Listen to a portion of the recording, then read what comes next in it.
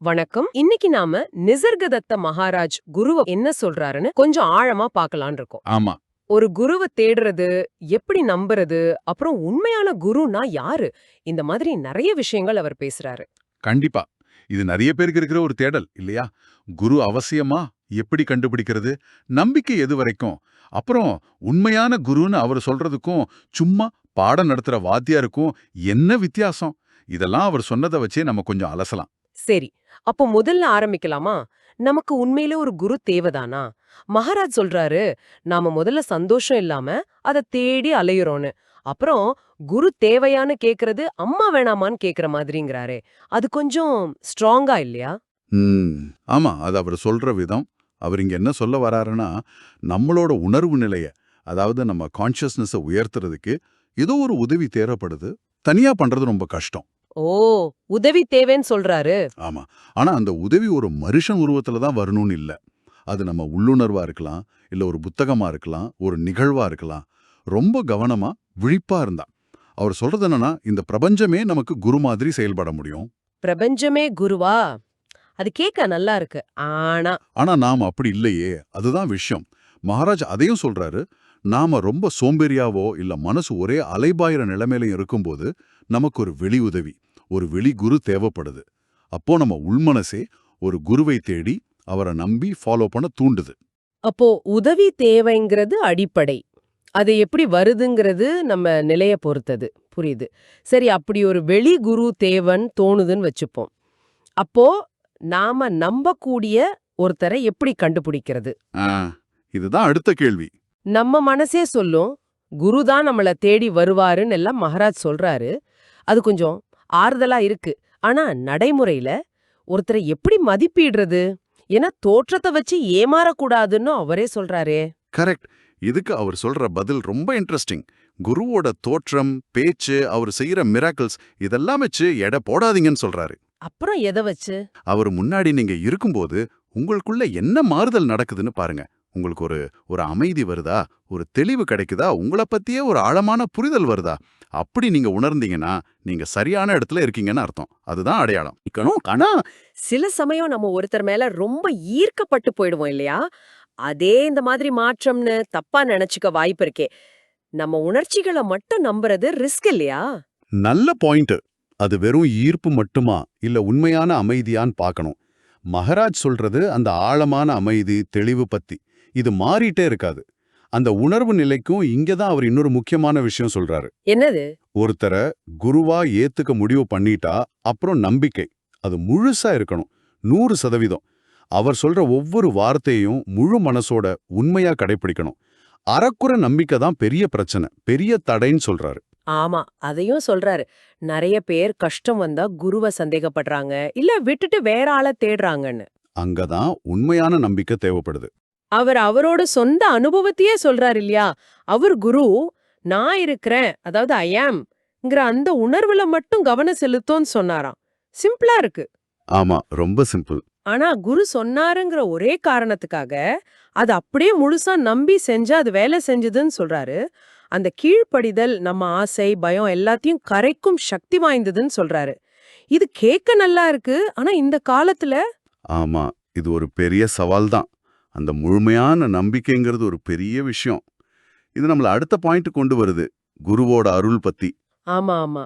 அவர் சொல்றாரு தனக்கு ஞானம் கிடைச்சதுக்கு காரணம் குருவோட போதனை ஒரு பக்கம், இன்னொரு பக்கம் தன்னோட நம்பிக்கைன்னு. அந்த நம்பிக்கை தான் குருவோட வார்த்தைகளை பவர்ஃபுல்லா மாத்துச்சுன்னு. அப்போ நம்பிக்கை இல்லாம ஞானம் அடையவே முடியாதா? முடியும்னு சொல்றாரு மகாராஜ். ஆனா, அதுக்கு அந்த ஆள் ரொம்ப பக்குவப்பட்டவரா, அதுக்கு தயாரா இருக்கணும். அந்த மாதிரி இருக்கிறவங்க ரொம்ப குறைவு. மிக சிலரே. ஓ, நம்மள மாதிரி ஆட்களுக்கு அந்த பக்குவ நிலைய சீக்கிரமா அடைய ஆன்மீக பயிற்சிகள், அதாவது சாதனா உதவுது. நம்பிக்கை அந்த சாதனா தீவிரமா பண்ண வைக்குது.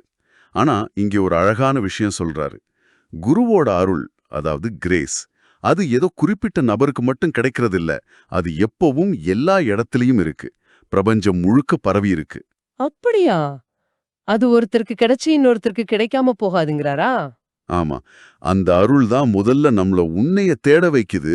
அந்த அருள் தான் கடைசியில அத கண்டுபிடிக்கவும் வைக்குது. அப்ப அருள்ங்கிறது ஒரு யுனிவர்சல் ஃபோர்ஸ் மாதிரி, அது எப்பவும் இருக்கு. நம்பிக்கை அத நம்ம அனுபவிக்க ஒரு கருவியா இருக்கு. அப்படித்தானே? சரியா சொன்னீங்க. அந்த அருள் வேலை செய்யும் போது நாம தயாரா இருக்கணும். அதுக்கு நம்பிக்கை உதவுது. சரி, இந்த அருள் குரு பத்தி பேசும்போது மகாராஜ் இன்னொரு முக்கியமான வேறுபாட்டை சொல்றாரு. என்ன வேறுபாடு? அதாவது சும்மா தகவல் கொடுக்கிற ஆசிரியர் வேற, உண்மையான குரு வேறன்னு. இது ரொம்ப முக்கியம்னு நினைக்கிறேன். ஆமா ஆமா. ஏன்னா நாம நிறைய வாத்தியார்கள குருன்னு நினைச்சுக்கிறோம். அவங்க குடுக்கிற தகவல் பயிற்சிகள்லாம் யூஸ்ஃபுல் தான். ஆனா மகாராஜ் சொல்ற உண்மையான குரு அப்படிப்பட்டவர் இல்ல. கரெக்ட். தகவல் கொடுக்கிற ஆசிரியர் வழிமுறைகள், பயிற்சிகள், புத்தக விளக்கம் இதெல்லாம் கொடுப்பார். இதுவும் முக்கியம்தான். ஆனா உண்மையான குரு இருக்காரே, அவர் யாருன்னா, இந்த தோற்றங்களுக்கெல்லாம் பின்னாடி இருக்கிற அந்த நிரந்தரமான உண்மைய, அந்த மெய்ஞானத்தை உணர்ந்தவர்.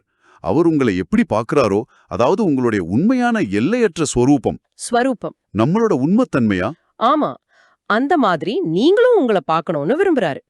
அவர் நோக்கம் நீங்க அவரை சார்ந்தே இருக்கணுங்கிறது இல்ல. நீங்க உங்க சொந்த யதார்த்தத்தை உணரணுங்கிறது தான். அண்ட, இது ரொம்ப பெரிய வித்தியாசம். ஒருத்தர் வழிய காட்டுறார், இன்னொருத்தர் நீங்களே தான் அந்த வழி, அந்த இலக்குன்னு புரிய வைக்கிறார். மிகச்சரியா சொன்னீங்க.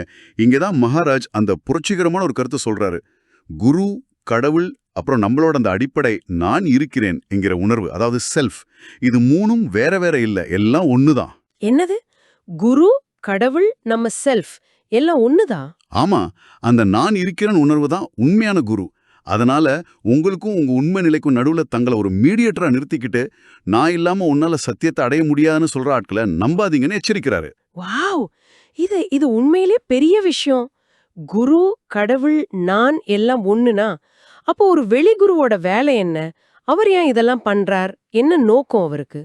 சிம்பிளா சொன்னா, கருணை, மத்தவங்க அறியாமையில கஷ்டப்படுறத பார்த்து அவங்கள எழுப்பி விடணும்னு தோன்ற அன்பு தான். துன்பத்தை பார்த்துட்டு சும்மா இருக்க முடியுமா? அதான் குருவோட நோக்கம். அதனாலதான் குருவோட பொறுமைக்கு எல்லை இல்ல, அவரால தோற்கவே முடியாதுன்னு சொல்றாரு. அவர் செய்யற முக்கியமான வேலை என்ன தெரியுமா? என்ன? நம்ம அன்றாட வாழ்க்கையோட பைத்தியக்காரத்தனத்தை நமக்கே புரிய வைக்கிறது. அன்றாட வாழ்க்கையோட பைத்தியக்காரத்தனமா? அப்படின்னா என்ன அர்த்தம்?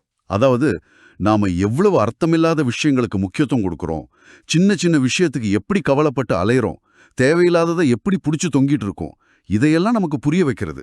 வாழ்க்கை நமக்கு உணர்வை கொடுக்குது, அதாவது நான் இருக்கிறேங்கிற அடிப்படை அறிவை. ஆனா குரு அந்த உணர்வை விழிப்புணர்வா மாத்த உதவி செய்யறார். ஓஹோ, உணர்விலிருந்து விழிப்புணர்வுக்கு, கான்ஷியஸ்னஸ் டு அவேர்னஸ். புரியுது. ஆமா, அதுதான் நுட்பமான வேலை. சரி, இந்த ஆன்மீக பயணம், இந்த தேடல் பத்தி இறுதியா அவர் என்ன சொல்றார்? இதுல இருந்து நாம எடுத்துக்க வேண்டிய கடைசி பாடம் என்ன? மகாராஜ் சொல்றது என்னன்னா, உண்மையை தேடுறது, கடவுளை தேடுறது, குருவை தேடுறது, தன்னை அறிதல், இது எல்லாமே ஒண்ணுதான். தனித்தனி தேடல் கிடையாது. ஒன்ன கண்டுபிடிச்சா எல்லாத்தையும் கண்டுபிடிச்ச மாதிரி. எல்லாம் ஒரே தேடல் தானா? ஆமா. ஆனா இதுல இருக்கிற முக்கியமான ஒரு உள்ளுணர்வு, ஒரு ரகசியம் என்னன்னா, பாதையே இலக்கு, the path is the goal அப்படின்னு உணர்றது. பாதையே இலக்கா? அது எப்படின்னு கொஞ்சம் சொல்லுங்களேன். அதாவது, நாம ஏதோ ஒரு ஃபைனல் டெஸ்டினேஷன் அடையணும்னு அவசரமா ஓடாம, அந்த பயணத்தையே ரசிக்கிறது. ஒவ்வொரு ஸ்டெப்லயும், ஒவ்வொரு அனுபவத்திலையுமே ஒரு ஞானம் இருக்கு, ஒரு அழகு இருக்கு. அதை உணர்ந்துட்டா வாழ்க்கை ஒரு பெரிய போராட்டமா தெரியாது. ரொம்ப இயல்பா, எளிமையா, அதுவே ஒரு கொண்டாட்டமா மாறிடும். தேடுதலே ஒரு ஆனந்தமா ஆயிடும். இதுதான் அவர் சொல்ல வர்ற முக்கியமான விஷயம்னு நினைக்கிறேன். அப்போ மொத்தத்துல மகாராஜ நமக்கு என்ன சொல்றாருன்னா, குருங்கிறது வெளியில இருக்கிற ஒரு நபர் மட்டும் இல்ல. அது இந்த பிரபஞ்சமாவும் இருக்கலாம், இல்லனா நம்மளோட அந்த நான் இருக்கிறேன் உணர்வுல முழு நம்பிக்கையோட, விடாமுயற்சியோட நம்ம கவனத்தை வைக்கும்போது நமக்குள்ளேயே உருவாகிற விழிப்புணர்வாகவும் இருக்கலாம். இது தேடலை பத்தின நம்ம பார்வையே மாற்றுது இல்லையா? மிகச்சரியா சொல்லிங்க. இது வெளியில ஒரு ஆளை தேடிக்கிட்டே இருக்கிறத விட்டுட்டு, நம்ம கவனத்தை உள்ள திருப்பி நமக்கான தகுதியை வளர்த்துக்கிறதுக்கும், உள்ளேயும் வெளியும் இருக்கிற அந்த குரு தத்துவத்தை புரிஞ்சுக்கிறதுக்கும் ஊக்கப்படுத்துது. கடைசியில நம்ம நம்பிக்கை, நம்ம விழிப்புணர்வு மூலமா நாமளே நம்மள கண்டுபிடிக்கிறது தான் முக்கியம். குரு ஒரு கேட்டலிஸ்ட் மாதிரி, ஆனா ரியாக்ஷன் நமக்குள்ளதான் நடக்கணும். இது எல்லாருக்குமே ஒரு முக்கியமான செய்தி தான். சரி, இந்த உரையாடலோட முடிவுல நீங்க யோசிக்கிறதுக்காக ஒரு விஷயத்த சொல்ல நினைக்கிறேன். மகாராஜ் சொல்ற மாதிரி உண்மையிலேயே நம்பகமான ஒரு வெளி குருவை கண்டுபிடிக்கிறது ரொம்ப அரிதுன்னா பெரும்பாலானவங்க புத்திசாலித்தனம், பகுத்தறிவு, பற்றின்மைன்னு சொல்ற அந்த கடினமான வழியை தான் தேர்ந்தெடுக்கணும்னு அவர் சொல்றாரு. இது ஒரு கேள்வியை எழுப்புது இல்லையா? ம் என்ன கேள்வி? நமக்கு வெளி குரு கிடைச்சாலும் சரி, கிடைக்காட்டாலும் சரி, நம்ம விழிப்புணர்வு மூலமாவும், நமக்கு நாமே நேர்மையா இருக்கிறது மூலமாவும், அந்த குரு தத்துவத்தோட வேலையில எவ்வளோ பகுதிய நாம நமக்குள் வளர்த்துக்க முடியும்? ஒருவேளை அந்த உண்மையான குருவை நாம முழுமையா நமக்குள்ள தான் கண்டுபிடிக்கணுமோ? இத நீங்க கொஞ்சம் சிந்திச்சு பாருங்க.